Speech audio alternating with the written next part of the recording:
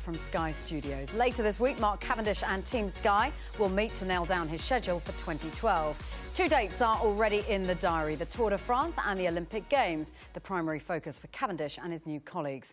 On tonight's programme, we spend time with Mark on the road, on the bike and out on the town. And there's a fascinating insight into what makes him tick from his model partner, Peter Todd. Geraint Hughes has been welcomed into the inner circle of the fastest man on two wheels. One more.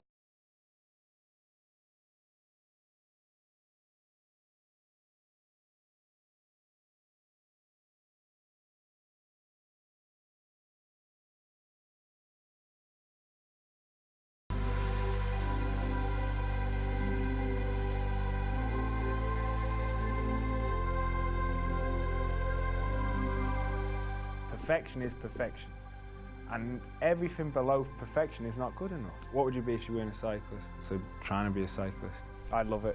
I absolutely love it. The day I stop loving it is the day I've got to retire. When you win, nothing else matters. Would you say you're an obsessive character?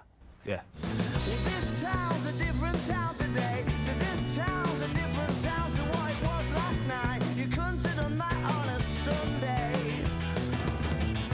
Intense, complex, impatient, yet generous, shy, emotional. Half a dozen adjectives the people close to Mark Cavendish have used to describe a sportsman who many think could, in time, become the greatest cyclist in history. Yet the 26-year-old Manxman will never win cycling's ultimate challenge, the Tour de France. That's no secret to those who closely follow the sport. Cavendish is a sprinter.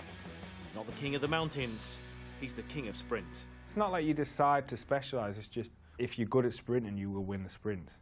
If you're good at climbing, you will win the climbs.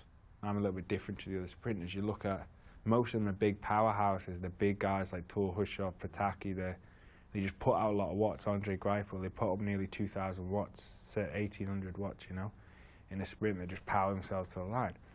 Now I can put up to 1,600, but that's from training. But naturally, I put about 1,300 watts out, which is 25% less, you know. But I'm incredibly efficient. I've got tiny little short legs. You know, how tall are you? 175 centimetres, 5'9". 5'9". Yeah. And that's short in your game? No, it's pretty average, actually, but people about my height or smaller are usually climbers. I'm able to save a lot of energy during the stage because I'm smaller, hard in the wheels. And then if you see a sprint a lot different. A lot of guys, it's like powerlifting on a bike. They get on to the finish and they're like, up, you know? And you can pull an ugly face, like, for some of them. And like up there, you know, and they're putting that much watts, but I get right over. And I haven't worked on it, it just always came natural. I always got over the front end of the bike. The belief that he's got, he shows it, and I think that's what a lot of people haven't liked and have misunderstood. They've misunderstood it, I think, over the years for arrogance. Mark is not, he's not arrogant. If you were to ask him who is the quickest bike rider on the road, he'll say, well, me. But he's asking a direct question with a direct answer.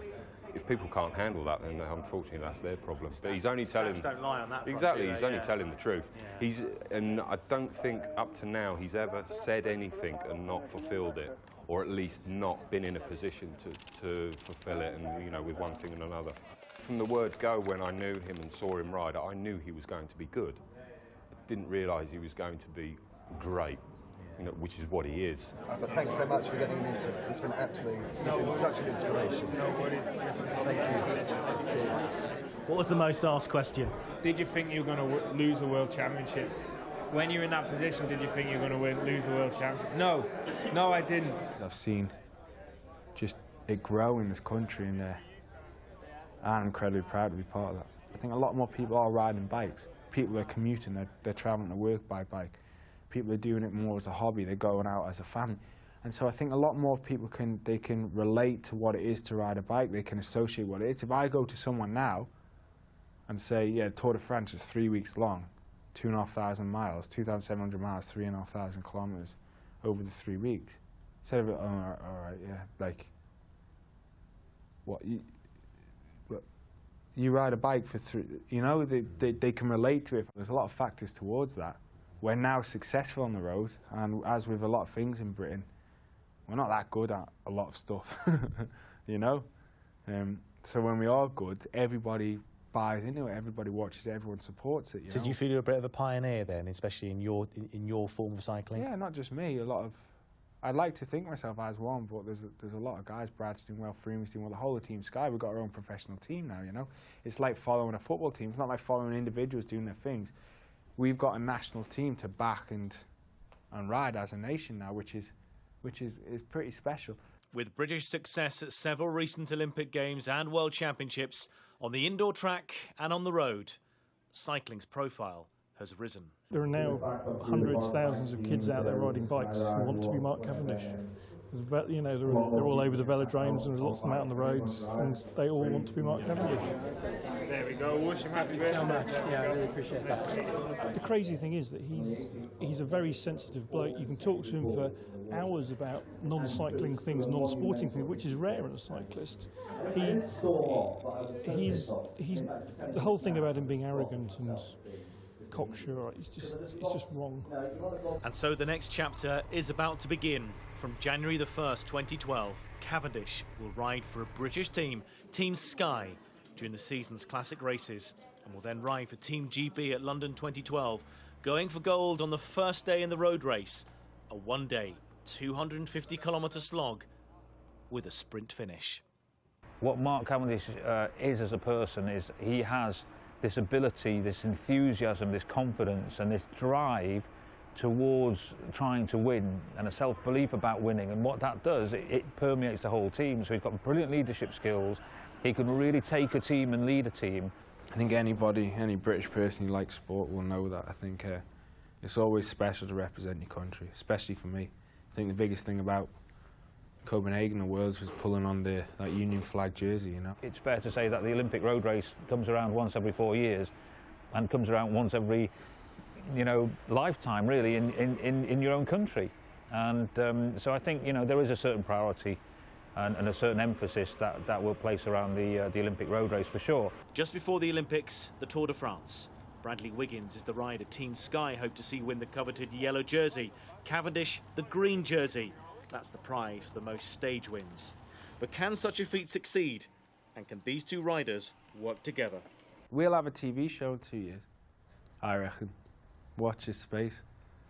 One we call the Brad and Mark show, we call the Mark and Brad show though. Well, there's no issue about Brad and Mark getting on. They've got on for years, and I think anything between them has always been blown a little bit out of proportion. And I think they both recognise and very much they're very respectful of each other. You know, they like each other. And they can admire the other's achievements. If I didn't think it was possible to win the yellow and green jersey in the same time, I won't be at Team Sky next year. And I'm at Team Sky next year, so I think it's very possible. With the riders they've got, with the infrastructure they've got, it's very, very possible to do. A yellow jersey and a green jersey. Yeah, by two British riders. They are big personalities, and the interesting thing and the important thing is that they want to win. And you know, it's not about, you know, that they want achievements in their career, but really the guys, the top guys, they want to win, and that's important. A star team's always going to beat a team of stars. We've discussed that, and that's very, very important that we understand that they're riders, they're employed to ride for the team, and the team comes first.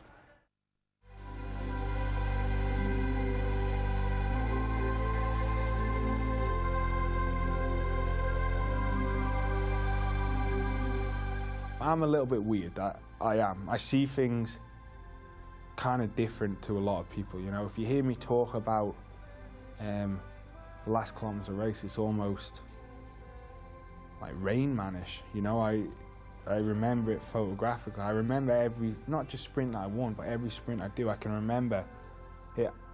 Not even just remember it as slow motion, as I'm doing it, it's like slow motion. Everything slows down. All the noise that's going, the cheering goes, and it's just like it goes. That is I think it's called the zone in things. That's what happens. Like just how it is in a film, it kind of happens. That you're tunneled out. Nothing else, nothing that's going on around you matters. It's what you have to do. You see the gaps, you see the movement, you see where you have to go. 2012 certainly going to be a busy year. Mark's whole winter and spring schedule geared towards the Tour de France, which starts on June the 30th, and the Olympic road race on the 28th of July. After the break, we get a unique insight into Cavendish's complex character from his model partner, Peter Todd. And Mark has a stern message for the drugs cheats in cycling as he makes a passionate defence of a sport which has been tainted for decades by scandal. People say, oh, there's been a positive test in cycling. Yeah, because they're doing the things to catch them. And when they are catching, they don't care about the image of the sport. In my eyes, cycling is the cleanest sport around now. And it frustrates me every time I talk about it. He has a clear message for any cyclist tempted to cheat.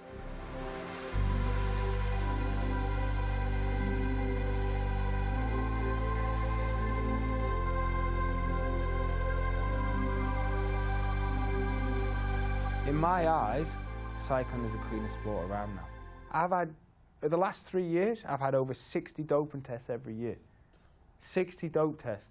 I was the most tested athlete on the planet in 2009, 2010. Athlete on the planet. Cycling's image has suffered due to many high-profile drug scandals. Alberto Contador! The 2010 Tour de France winner, Alberto Contador, is still waiting to hear if he'll be stripped of that title by the Court of Arbitration for Sport for testing positive for clenbuterol, a banned stimulant.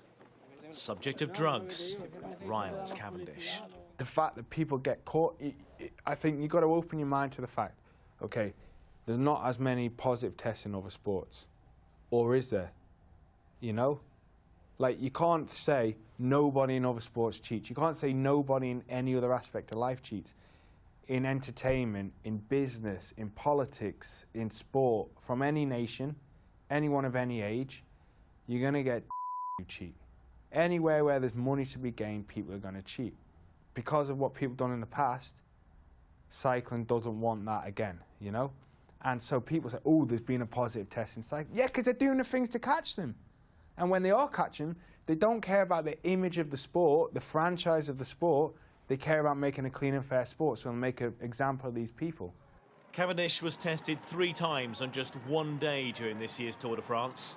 Catch the cheats, let me win races fairly, is a simple philosophy. I don't know if I'm being naive or what. Maybe I am being naive, but I don't think so.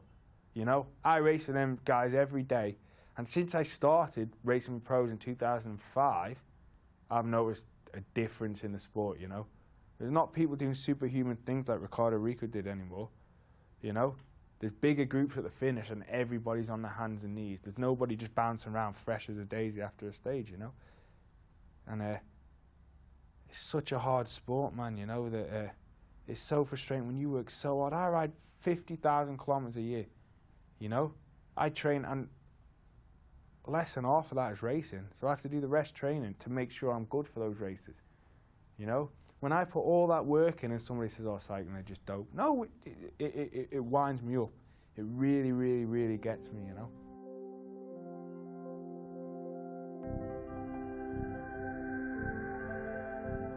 Although cycling dominates his life, he admits an obsession with it. Cavendish, though, does have a life outside the sport. He's content, very content. He and his girlfriend, model Peter Todd, are settling into a new home. The two are adding to the family. She fell pregnant during this year's Tour de France and is due to give birth next April.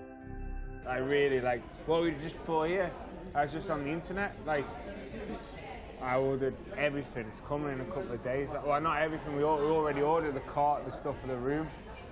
But yeah, all the stuff, buggies, prams, like car seats, little camera for the room to see a monitor thing, and just ordering all different cushions and stuff for, like, you know, so that before. I'm so excited.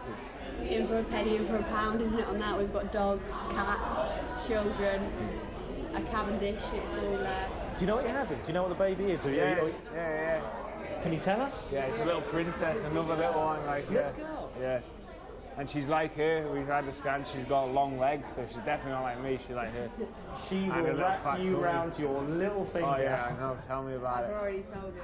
Yeah. Little girl. Any names that you think We've of? got a couple, haven't we? But we're not saying anything.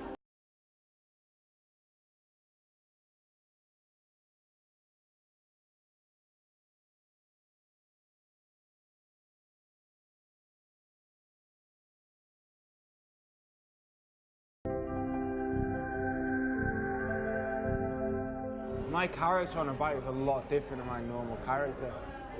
And you said it actually, I'd never thought about it before. And it's like, I put so much into cycling that, like, I do every single little detail on my bike, so I am so confident in that I know that because you can't put that much detail in your normal life. Like, I'm actually quite an insecure person. You're actually quite shy, and it's a completely different character. How do you feel when you see him riding? I'm a nervous wreck. Like, if I'm out, if I can't stay in and watch a race, then I'm constantly checking Twitter or texting people. You just want them to be okay, you just want to make sure it gets to the other end all in one piece and that everything is all right. And then even if you want to throw a bit of a strop or it didn't get, that you can deal with that afterwards. But it's stressful, but I haven't got to ride 200k every day on a bike, so that is a bonus. It's a bonus for me. On the Olympics, do you intend to be there on the Mall? See them come down? I didn't put in for my tickets. He's got to fill in his athlete's form for tickets. So I'll be begging, borrowing and stealing some if I can. But yeah, where there's a will, there's a way. You don't see nothing anyway, you know. Like, I won't bother. Just under a fortnight ago, Cavendish became the first cyclist who hasn't won an Olympic medal to receive royal recognition. He was awarded an MBE by the Queen in her birthday honours list for services to cycling. Her Majesty from the palace balcony can overlook the start and finish line to next year's Olympic road race. She started off like, oh, you must work hard for what you do. I was like, yeah. Then we talked about the Tour de France. And then obviously Olympics next year, and I said, oh, you'll have to cheer for us when we come past in the final. And she said, yeah, all right.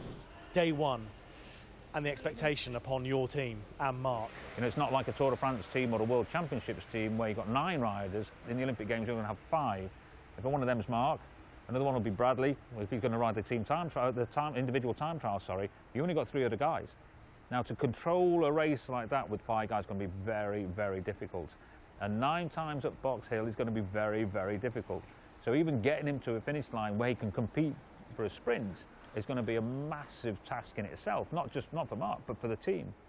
So this is a long way from being a foregone conclusion, and I think people really need to realise just how difficult a task this is for Mark and the team. When you cross the line, no one sprint finish Mark, okay? Let him cross first. Cavendish wears this jersey with immense pride, the rainbow jersey. It signifies he is the road race world champion. He can wear the colours for 12 months, but with London 2012 looming, personal ambition could prove irresistible. If you are going to prioritise something, you maybe towards the Olympics, is it fair enough, would you say? I would say yes, because he's won the green Easy jersey. For us to say. Yeah. As a pro rider? He's won the green jersey. He's won 20 stages in the Tour de France. So he's done those. He's not yet won Olympic Games.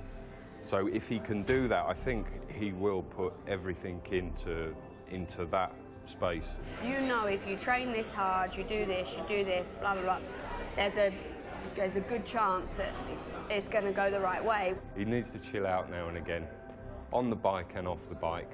I spend a lot of time with Mark now, and we'll be spending an awful lot more with him. And hopefully some of my laid-backness will rub off on him. But ultimately, we don't want him to change if it's going to affect his bike riding. It's an Olympic gold. You know, it means a lot to any British sportsman. In terms of cycling, like the history of cycling and things like that, the Olympics was never a big thing in the world of cycling, so it wouldn't make me, probably wouldn't make me any bigger in the history books of cycling, which are important to me to be in. On a personal level, for sure, it'll be a massive, massive thing, you know. I'm British, the Olympics in London on a road race and doing it with a team that should be the strongest there. I think it'll be a proud moment if we win.